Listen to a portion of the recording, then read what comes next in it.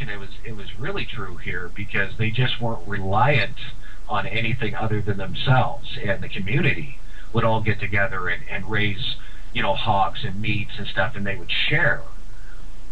So they didn't really notice it at all, and a lot of parts of the country didn't notice it. It was mainly the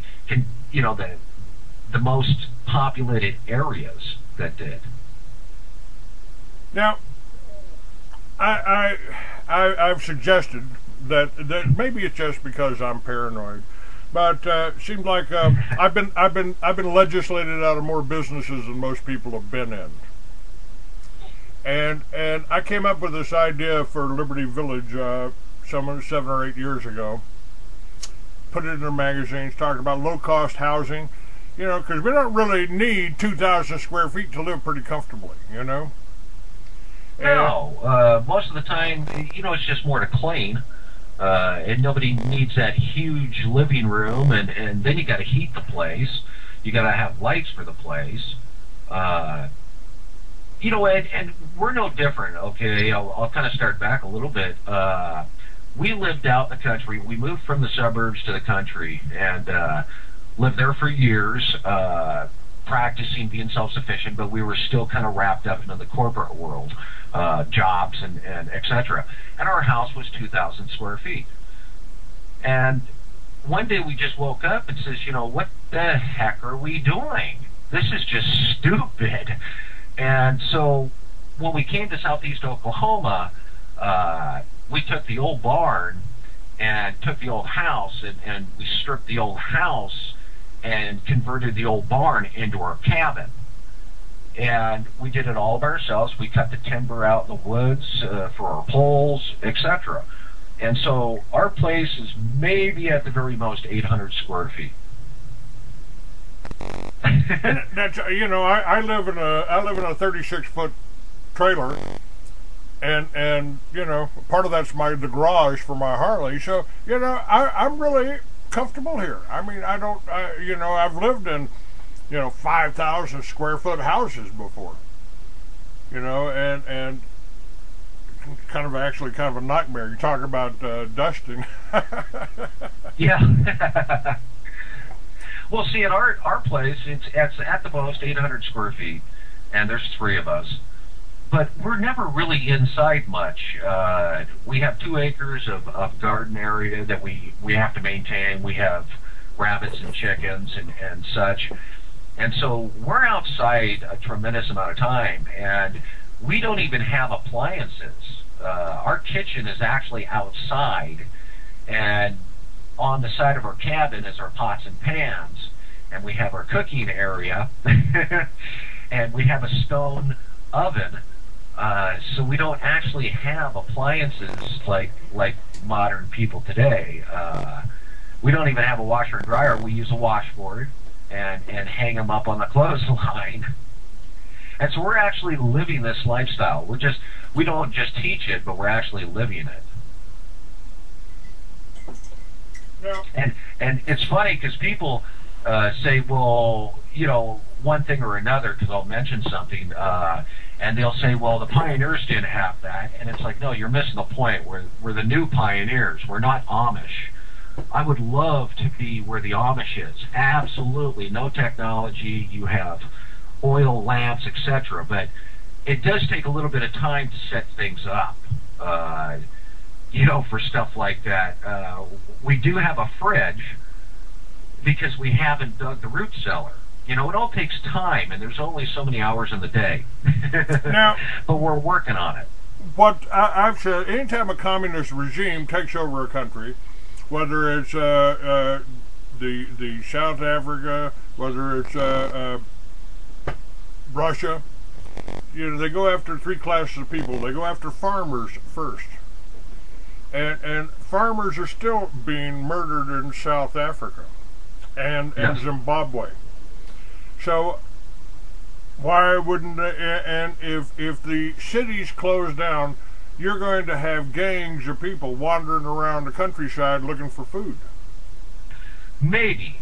See, my theory is, okay, that most people don't have near the amount of food or water to survive, especially in the city. And so if there was ever an economic collapse or the power grid or a huge disaster, man-made or what, by the time those people realize that they're in trouble, they would be already out of food and water. The highways would be plugged with cars. Eventually the gas would run out real soon. They wouldn't be able to get anywhere. And to be able to hike from the city to the country, or even the deep country, would almost be impossible for somebody that is a city person. And so if they ever made it out here, they would be too weak to do anything, but I doubt very much if they would ever make it. I think they would thirst or starve to death first. Because people have asked me, well, what are you going to do? And it's like, I don't think I really have to worry about it. I just don't think the city folk are going to make it. But if rather than being on that 5 acres or so alone, if you had Vietnam vets, Iraq vets, people that are maybe going through hard times now, homeless. We just got over 1 million families that are homeless. I know, and that is just insane to me.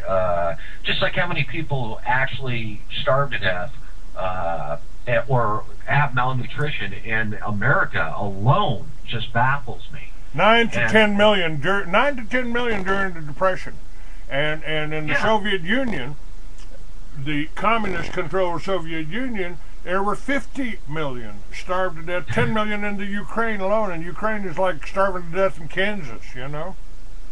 Yeah, see, and to me, they don't even want you to know what your grandparents or your great-grandparents knew. They want you to be dependent and on it, where they can't even take care of you in that situation. They probably don't care, but it's the bottom line too. It's not their responsibility, and that's what we always try to say is it's our responsibility to take care of ourselves, and the best way to do that through education and experience to get back to those basics.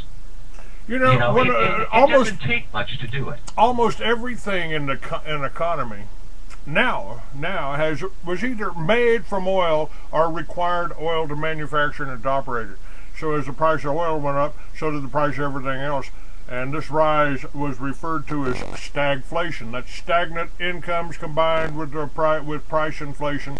And the hardest hit are those who had lost their jobs, followed by those with limited disposable income, which those most likely to have debts, car payments, house mortgages, credit cards. They found out the dollar just didn't stretch. This whole U.S.-Canadian grid is hopelessly, according to this email that I just got before our conversation, that it's the U.S.-Canadian grid is a hopelessly elaborate machine, largest machine in history, and if there's a failure of electricity, the lights go out here, we are in a lot of trouble, folks, unless we prepared for it, as John is doing. And well, you're in Missouri, is that right? No, southeast Oklahoma. Southeast Oklahoma. Okay. Yeah. The state is Oklahoma is the legislators are starting to stand up for the people. Yes. And you're getting you're away from the city 20 miles. Now, what's the possibilities? I mean, if these teepees, the Indians had a good structure, you can roll it. If suddenly, you have a drought or a flood, you can roll your teepee up and take it away and move. Well, no difference than the Indians, and that's how they lived. They would follow the game. They would follow the seasons. They would go to different hunting grounds. If they were being invaded or attacked, they could move very quickly. Same thing with snowstorms and natural disasters. So it's very easy to disassemble those and be on your way. Even by just leaving the poles, you just take the outer shell, and you just recreate your poles whenever you get where you're going. And that's how they could move so quickly and move their whole tribe. So so it's very efficient, and those are very efficient